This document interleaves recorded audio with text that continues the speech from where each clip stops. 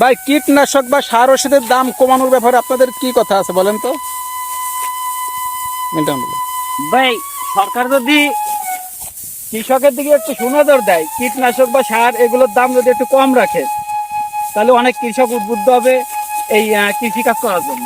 কৃষিকাজ অনেকে ছেড়ে দিচ্ছে, অনেক কৃষক ছেড়ে দিচ্ছে। কারণ হচ্ছে কি, সার ওষুধের দাম বেশি, তেলের দাম বেশি, বিশেষ করে ডিজেলের দাম বেশি।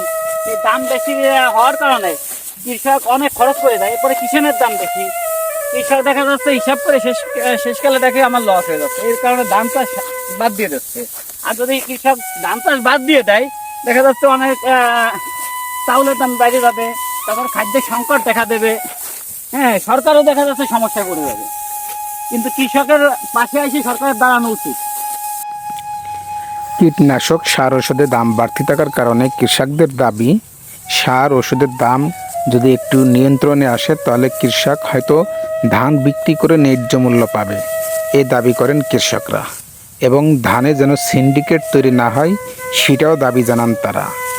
দর্শক, আমাদের ভিডিওটি আপনাদের ভালো লাগলে অবশ্যই ভিডিওটি শেয়ার করে সকলকে দেখার সুযোগ করে দেবেন, আর আমাদের ভিডিও বানানোর জন্য আরও উৎসাহ দেবেন। সবাই ভালো থাকবেন, সুস্থ থাকবেন।